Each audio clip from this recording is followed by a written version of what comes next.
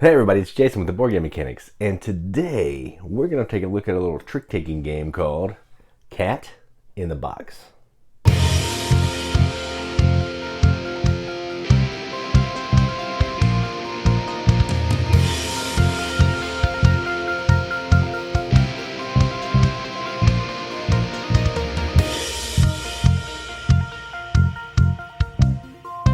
Cat in the Box is a game published by Hobby Japan and in America by Bezier, designed by, I'm going to try to say this the best I can, I'm not going to say it correctly, Munayuki Yokauchi.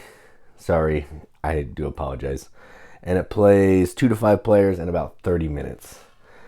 What this game is it's a trick-taking game. So think like euchre, hearts, spades, diamonds, games of that ilk. But the interesting thing about this one is there are no suits. Most of those trick-taking games are done with a deck of cards, or at least cards that have different colors or different shapes for suits. This one, all the cards are no suit, but yet all the suits at the same time. That'll make sense in a little bit. And you're trying to do the best that you can to get the amount of tricks that you bid, to also score some points based on this little board in the front that you're putting your tokens down to get a continuous line if you meet your bid. If you can't play a card because all the numbers you have in your hand have already been played, you create a paradox, you lose points for all your tricks, ends the round. You're going to play over 5 rounds. Whoever has the most points after all that is said and done is the winner.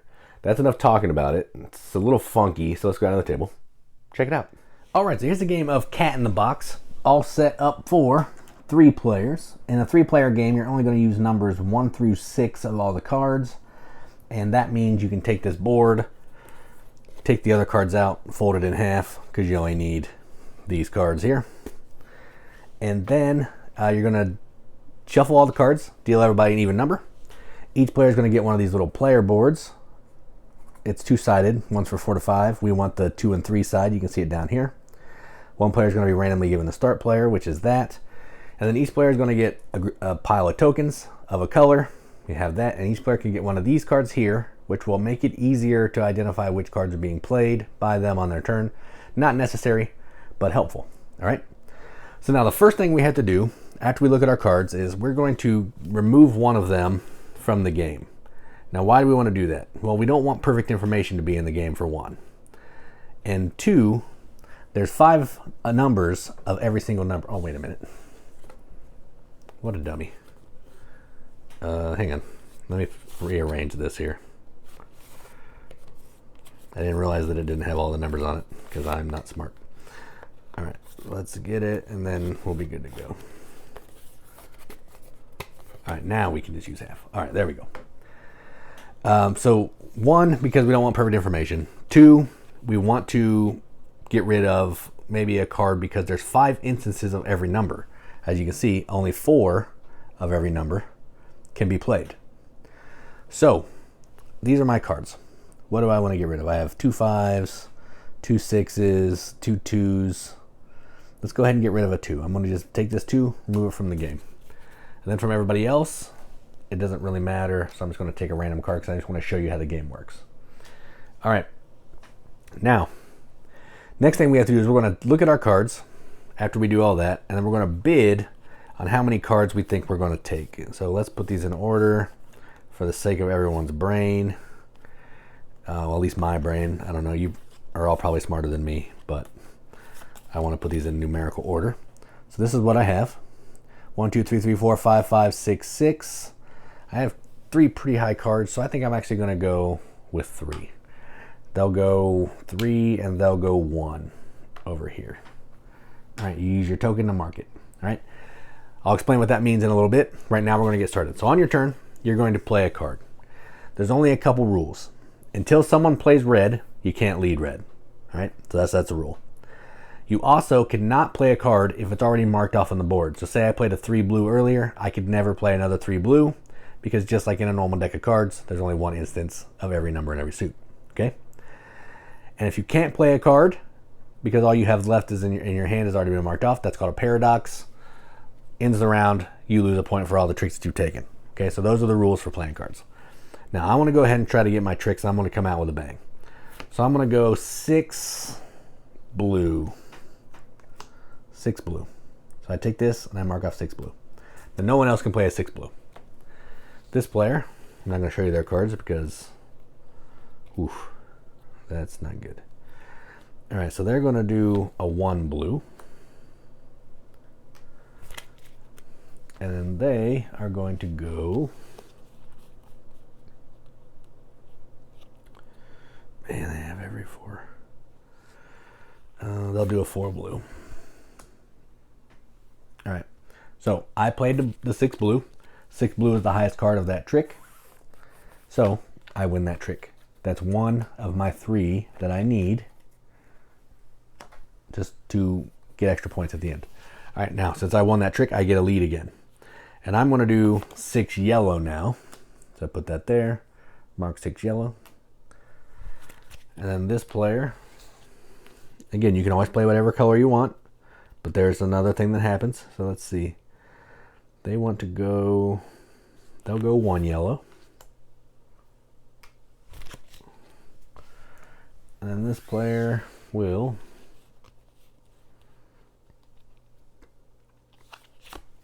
go 4 yellow.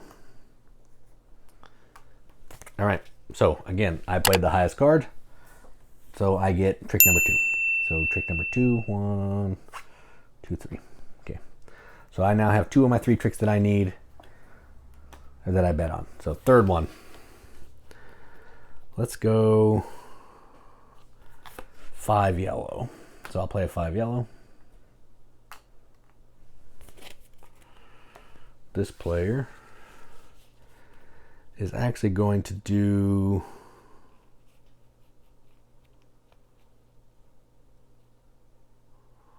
two yellow. That's fine. 2 yellow. And then this player will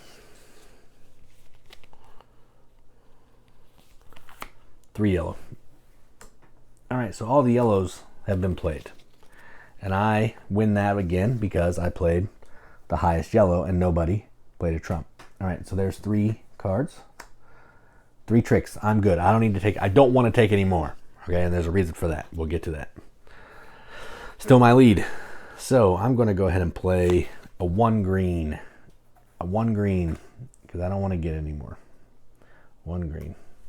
Somebody else can get in the lead, and then I can follow and just make the best of what I got.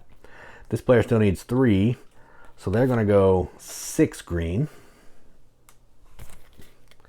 And then this player is going to, they only need 1, so they're kind of okay with just playing a 4 green. That works for them. 4 green.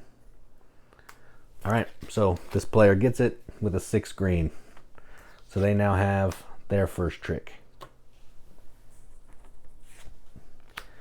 Okay, it's their lead now, so I'm last, which I really appreciate. They're going to go 5 green. And I will go, or this player will go, let's see, 3 green.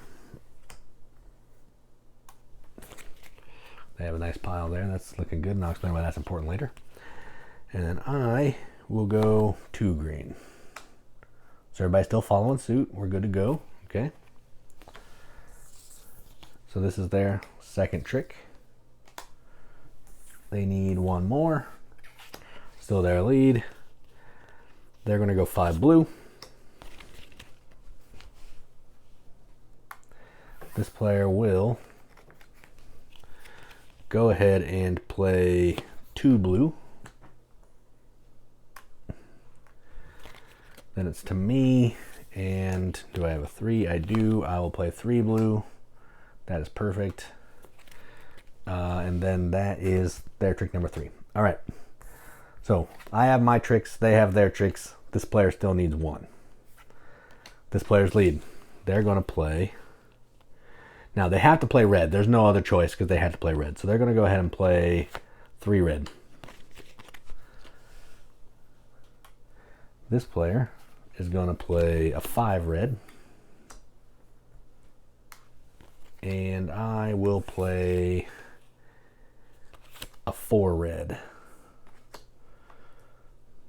All right, so it's this player's trick. So everybody's gotten their trick, which is good, sort of.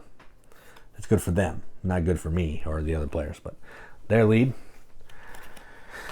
they're going to play a 1 red. Then it's to me, which is not good. I cannot play because there's already been a 3 red and a 5 red, and all the other 3s and 5s have been played. So I have a paradox. Now, ends of the round. These cards that were played go away. They don't count for anybody. So if it's a card that's left in your hand or that's been played that's not won, goes away. So what happens now is that's the end of the round. We'll look at the scorecard. If it's a paradox, we'll cross off the little X here.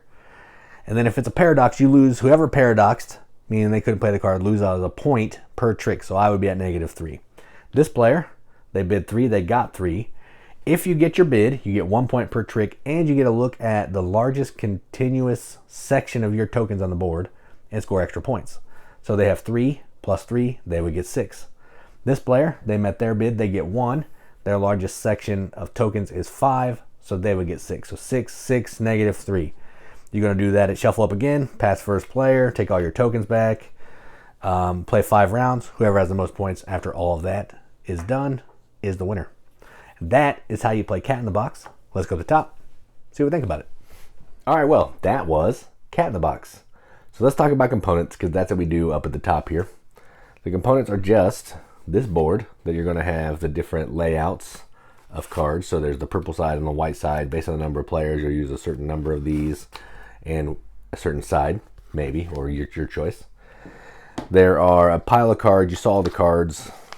There's these boards, which are cool, dual layered for the 4 and 5 and 2 and 3 player sides.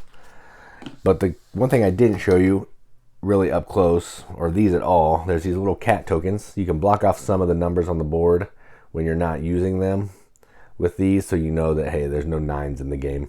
They're nice little tokens. Every player has their own individual player color. You saw some of these in the overview. So here's yellow. They're really nice. I don't know what type it is, like Bakelite or something. I don't know. But they're cool shapes and colors. I like all that stuff. So production, pretty good for a card game because it's just a card game. Card quality is pretty nice. They are all black, the cards are. And we've played with it a few times, and the cards are already starting to show some wear on the sides. So maybe get some sleeving. But, I mean, if you don't sleeve them, they'll be fine. They're not going to fall apart or anything. You're just going to see some nicks on the side. So just be prepared for that. So let's talk about this game. Now, this is a game that's really weird. And by weird, I mean has different mechanisms from most other trick-taking games. Most trick-taking games, you're going to be playing a suit. So Indulgence, I don't know if you can see it here, but Indulgence trick-taking game has 4 suits. You're playing high cards to take tricks. That's the standard process for trick-taking. This one uses that same process, but because every card is both no suit and all suit, you know, like Schrodinger's cat, the cat's both alive and dead in the box, that kind of thing, you are having to make decisions on when you're playing a card, what color it's going to be. And that may pigeonhole you later to not be able to then play a number in your hand based on what other people are playing and how they mark the board up. That's tricky. That in itself is most of this game. Yeah, the trick taking's there. The trick taking is secondary to what is going on with what's going on the board. The whole crux of this game, basically, in my opinion, again, this is just my opinion, is trying to meet your bid, so getting enough tricks that you bet or bid so you can score points for groups on this board. That, in my opinion, is the game. You can get a pile of points for getting nice connections on this as long as you get your bid. So if I have 7 things on this all connected and I bid 1, I'm getting 8 points. That's a lot. That is a lot. So I'm trying to manage the way that I'm playing my cards to make sure that I get my bid so I don't get a paradox. If you get a paradox, you don't get any of those board points. You lose points. That's bad news. So it's a simple game, a simple concept, but it's pretty crunchy. You're really grinding on how you want to put those pieces out on the board, which card you want to play. Maybe I have 3 6s, and there's 5 of every card, and you can only ever play 4. So I'm trying to, at the beginning of my hand, maybe get rid of one of those 6s, so I only have 2 to make it more possible that I can play that 4-6. It's thinky. The first time I played this game, I despised it. I hated this game. Maybe it's because I was only getting paradoxes. I didn't get any points. I didn't really quite understand it. But every time after that first one, I've liked it more and more and more. And I think that's where this game is. You got to play that first game. You got to plug through it. You got to try to make the best of that game. And then every other time you play it, you're going to see the nuance. You're going to see the explosions of decisions that occur in this game. And it's just going to be fantastic. So every single time I played this past that first one has been incredible. I love it. This game's fantastic. It's on one of my, I think it's my most unique game of 2022. I just threw that on our Facebook page. And I love it. I can't get enough of it. It's a good trick-taking game. It's different. It keeps you engaged. And it's just fun. So I'm going to give this a BGM Accept the Seal. This is going to get an 8 out of 10 on BGG, which is a 4 out of 5 wrenches. On an arbitrary wrench scale, it means absolutely nothing. But we have to give it the games that we enjoy. And that's what I'm going to do. So that is Cat in the Box from Hobby Japan and Bezier Games. I'm Jason with the Boardgame Mechanics. And as always, keep gaming.